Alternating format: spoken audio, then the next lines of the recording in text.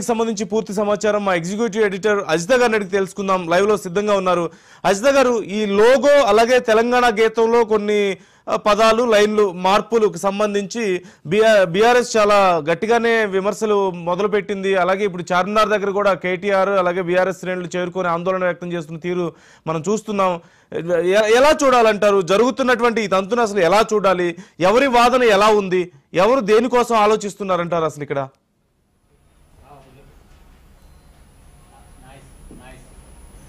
Yes.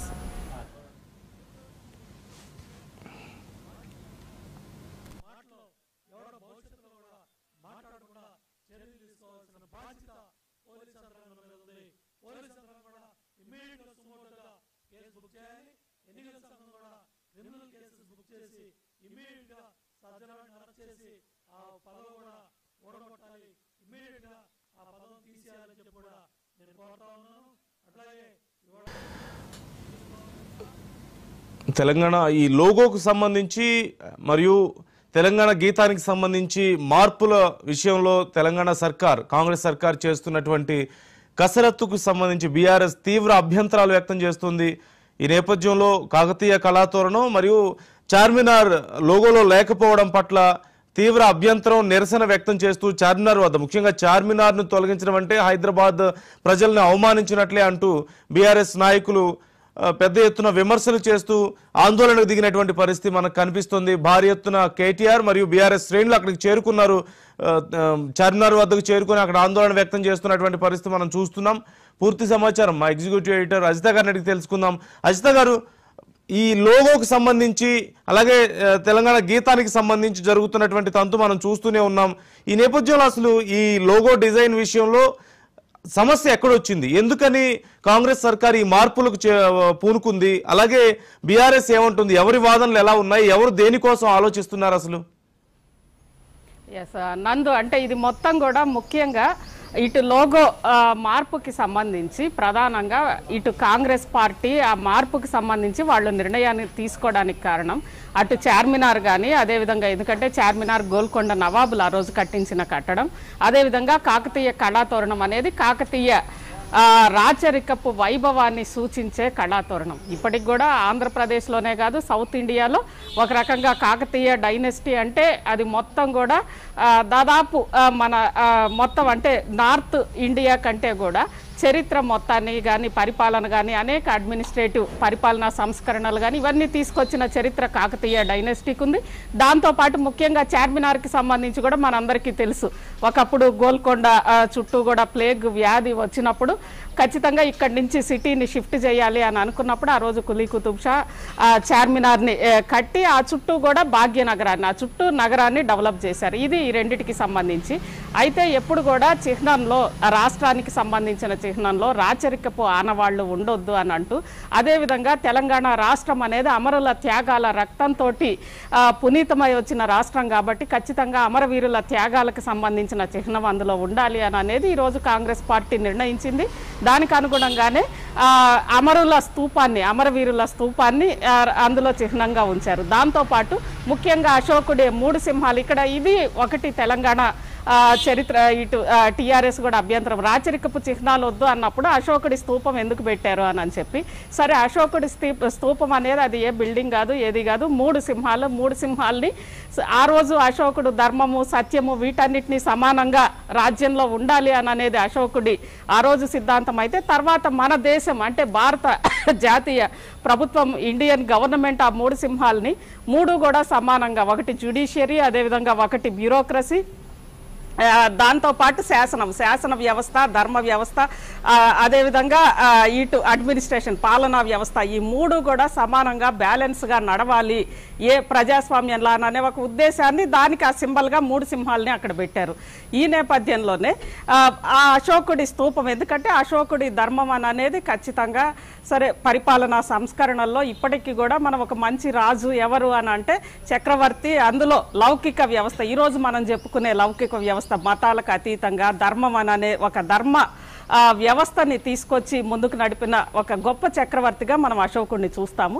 అశోకుడి 3 సింహాలని Indian government తీసుకుంది కాబట్టి, Indian government ఉద్దేశం ఇది కాబట్టి, శాసన అదేవిధంగా జ్యుడిషియరీ దాంతోపాటు పరిపాలన అడ్మినిస్ట్రేషన్ ఈ 3 కూడా సమానంగా ఉండాలి. 3 కూడా తమ డ్యూటీని ఎక్కడా కూడా రాజీ పడకుండా వెళ్ళాలి అని అనేది ఆ 3 సింహాల ఉద్దేశం కాబట్టి, ఆ 3 సింహాల గుర్తుని అదేవిధంగా అమరుల త్యాగాల చరిత్ర పునాదుల మీద తెలంగాణ నిర్మితమైంది కాబట్టి అమరవీరుల స్తూపాన్ని ఈ రెండింటినీ పెట్టినప్పటికీ తెలంగాణ చరిత్ర, ఎందుకంటే ఇక్కడ బీఆర్ఎస్ సరే దీని వెనక రాజకీయ కారణాలు పక్కన పెడితే జనరల్గా సహజంగా మనం చెప్పుకునేది కానీ ఏదైనా కానీ తెలంగాణ ఉద్యమం కానీ తెలంగాణ ఒక స్వరాష్ట్ర ఆకాంక్ష కానీ ఇవన్నీ కూడా రావడానికి ముఖ్య కారణం తెలంగాణకున్న చరిత్ర, తెలంగాణ అస్తిత్వం.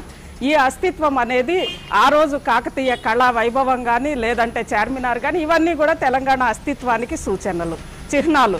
కాబట్టి తెలంగాణ అస్తిత్వ చిహ్నాలను మీరు తీసేస్తే ఎలా అని అనేది ఈరోజు బీఆర్ఎస్ సర్కారు బీఆర్ఎస్ పార్టీకి సంబంధించి వాళ్ళందరూ కూడా ప్రశ్నిస్తున్నారు. అదేవిధంగా కొద్దిమంది ఇతరులు కూడా బీఆర్ఎస్ పార్టీకి సంబంధించి కాకుండా ఇతరుల జర్నలిస్టులు కానీ ఇలా కొంతమంది ప్రశ్నిస్తున్నారు. ఇటు కాంగ్రెస్ ప్రభుత్వం మాత్రం దీనికి సంబంధించి ఈ కారణాలు చెప్తోంది. ఎందుకంటే ఈరోజు ప్రజాస్వామ్య వ్యవస్థలో మనం ఉన్నాము, రాజరికపు చిహ్నాలు అనేవి వద్దు. ఎప్పుడు కూడా తెలంగాణ ఉద్యమం అనేది తిరుగుబాటుకి చిహ్నం. మనందరికీ తెలుసు తొలి దశ తెలంగాణ పోరాటం అనేది భూమి కోసం భుక్తి కోసం నుంచి ఆ రోజు నైజాం సర్కార్ నుంచి విముక్తి కోసం వచ్చింది. రాజరికాన్ని కూలదోసిన ఒక గొప్ప పోరాట చరిత్ర తెలంగాణకు ఉంది కాబట్టి ఆ రాజరికపు చిహ్నాలు వద్దు అని అనేది ఈరోజు కాంగ్రెస్ పార్టీ చెప్తుంది. ఆ నేపథ్యంలోనే అసలు ఎందుకు ఈ చిహ్నాలని మార్చాల్సి వచ్చింది ఏంటి అని అనేది దీనికి సంబంధించి రాజకీయ పార్టీలన్నింటినీ కూడా సాయంత్రం 5 గంటలకి ముఖ్యమంత్రి రేవంత్ రెడ్డి పిలిచి అందరికి కూడా వివరించనున్నారు. నందు అంటే సంభవం ఇది ఒక పెద్ద సెన్సేషన్ అయితే అవుతుంది అజిత గారు. అంటే ఇప్పుడున్న పరిస్థితుల్లో ఆల్రెడీ ఎన్నికలు కూడా అయిపోయాయి కదా, ఇప్పుడు ఇలాంటి ఒక సెన్సేషన్ క్రియేట్ అవ్వడం వల్ల ఎవరికి లాభం ఎవరికి నష్టం అనేది మనం చూడగలుగుతామంటారా? అంటే ఇప్పుడు రేవంత్ సర్కార్ ఈ అంశాన్ని తెర మీదకి తీసుకురావడం ద్వారా ఏం సాధించాలనుకుంటుంది అనేది కూడా ఒక చర్చ నడుస్తుంది. ఎస్ నందు, ఇది ఎప్పుడు కూడా జూన్ 2న తెలంగాణ ఆవిర్భావ దశాబ్ది ఉత్సవాలు, అదేవిధంగా హైదరాబాద్ ఈ రోజు తెలంగాణకి సొంతం అవ్వబోతోంది జూన్ 2న. దీంతో పాటు విభజన చట్టాలు లేదా ఉమ్మడి రాజధాని వీటి నుంచి పక్కకు వచ్చి మొత్తం మీద పూర్తిగా ఒక స్వతంత్ర రాష్ట్రంగా తెలంగాణ రాష్ట్రం అంటే ఎలాంటి ఇక పూర్తి స్థాయి ప్రత్యేక రాష్ట్రంగా తెలంగాణ రాష్ట్రం తన విధుల్ని నిర్వహించబోతోన్న నేపథ్యంలో ఈ చిహ్నాలు వీటన్నిటికీ సంబంధించి తొలిసారే తెలంగాణ ఆవిర్భవించినప్పుడే ఆ చిహ్నాలకు సంబంధించి మనం ఇంతకు ముందు ఏమైతే అనుకున్నామో, ఎందుకంటే ఒకటి అమరుల పునాదుల మీద నిర్మించిన త్యాగాల చరిత్ర ఉన్న తెలంగాణకి ఖచ్చితంగా అమరవీరుల చిహ్నం ఉండాలి అని అనేది, అదేవిధంగా తెలంగాణ తొలిదశ ఉద్యమం అనేది రాజరికపు మొత్తం కూడా రాజరికాన్ని కూల్చివేసి ఒక స్వతంత్ర ఆకాంక్ష నుంచి రాజరికానికి నిర్బంధానికి వీటికి వ్యతిరేకంగా స్వతంత్ర ఆకాంక్ష నుంచి పుట్టింది కాబట్టి అటు అంటే చార్మినార్ అని అనేది సరే నిజాం రాజులకి చార్మినార్కి సంబంధం లేదు. గోల్కొండ నవాబులు ఎప్పుడు కూడా ఆ రోజు వాళ్ళు రాజరికంలోనే ఉన్నారు. దేశమంతా రాజరిక వ్యవస్థ ఉంది కాబట్టి వాళ్ళు ఎక్కడా కూడా జనాల్ని హింసించిన చరిత్ర అయితే అంతగా లేదు.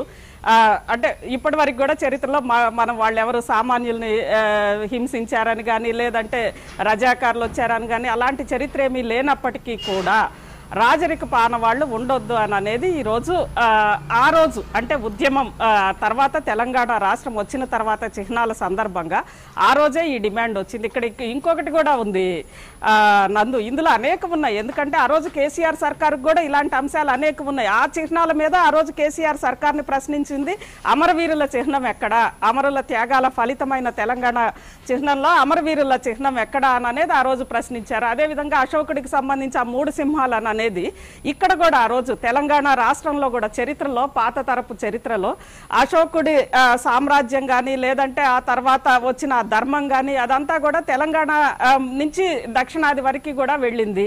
అదే దానికి ముఖ్యంగా అశోకుడు అనేది పక్కన పెడితే ఆ 3 సింహాలు అనేవి మనం ప్రజాస్వామ్యంలో ప్రజాస్వామ్య చిహ్నాలైన 3 వ్యవస్థలకి సంబంధించి ఒక బ్యాలెన్స్ గా అవి రాజీ పడకుండా ఆ వ్యవస్థలు నడుస్తాయి అని అనేది అది సింబల్ ఆఫ్ ఇండియన్ డెమోక్రసీ. కాబట్టి దాన్ని కానీ మూడు సింహాలను అలా ఉంచారు. అదేవిధంగా ఇది ఇప్పుడు కాంగ్రెస్ సర్కారు చెప్పేది. ఎందుకంటే రాజ్యాంగానికి మూడు సింహాలు అనే చిహ్నము మన రాజ్యాంగాన్ని ప్రతిబింబిస్తుంది. రాజ్యాంగం ప్రకారమే పరిపాలన నడుస్తుంది అని అనేది పైన మూడు సింహాలు. అమరులకి త్యాగాలకి గుర్తింపుగా అమరవీరుల చిహ్నం, ఈ రెండిటితో నడుస్తుంది అనేది ఇటు కాంగ్రెస్ వాదన. అంటే ఎవరి వాదనలు వాళ్ళకు ఉన్నాయి. అది తెలంగాణ అస్తిత్వము, ఇదేమో ధర్మము. ఈ రెండిటికి సంబంధించి ఇక్కడ కూడా అదే, ఒకటి రాజ్యాంగము, ఇంకొకటి తెలంగాణకు సంబంధించి తెలంగాణ ఏర్పాటుకు సంబంధించి త్యాగాల చరిత్ర. ఈ రెండు కూడా ఇక్కడ కూడా ఉన్నాయి. అంటే ఎవరి వాదనలు ఉన్నాయి. అదేవిధంగా ఆ రోజు ఈవెన్ కేసీఆర్ సర్కార్లో కూడా తెలంగాణ విముక్తి దినోత్సవాన్ని జరపట్లేదు అని అనేది ఆ రోజు అందరూ కూడా ఉద్యమకారులు అందరూ ప్రశ్నించారు. విముక్తి దినోత్సవాన్ని జరపకపోవడానికి దానికి ఒక మతం రంగు కూడా పులిమున్నారు ఆల్రెడీ. ఎందుకంటే ఆల్రెడీ నిజాం నుంచి తెలంగాణ రాష్ట్రం వచ్చింది కాబట్టి దాన్ని విముక్తి దినంగా భావిస్తున్నారు. కాబట్టి అక్కడ ఏమన్నా వాళ్ళు మిగిలిన నిజాంకి సంబంధించి, నిజాంని సమర్థించే లేదా ఎంఐఎంకి సంబంధించి వీళ్ళు ఏమన్నా హర్ట్ అవుతారేమోనని ఆ రోజు అనుకున్నారు. అంటే ఇలా ఎప్పటికప్పుడు ఇలాంటి అంశాలు ఉన్నాయి. ఇది ముఖ్యంగా ఈ రోజు వచ్చిన ఈ చిహ్నం కానీ గీతం కూడా ఎక్కడ మార్చట్లేదు నందు. దాదాపు 8 నుంచి 9 చరణాలు ఉన్న ఆ గీతాన్ని 4 చరణాలు మాత్రమే తీసుకుంటున్నారు. ఎందుకంటే జనరల్గా మనం రోజు పాడుకోవడానికి స్కూళ్ళల్లో కానీ ఎక్కడైనా కానీ చిన్నదిగా ఉండాలి. అందులో తెలంగాణకు సంబంధించి 4 చరణాలనే, అందులో మళ్ళీ ఆ గీతంలో కూడా ఉన్నాయి కదా కాకతీయ కళావైభవము అవన్నీ కూడా. అంటే మొత్తాన్ని దాన్ని బ్రీఫ్ చేసి అందశ్రీ గారి ఆమోదం మేరకే 4 చరణాలు తీసుకుంటున్నారు.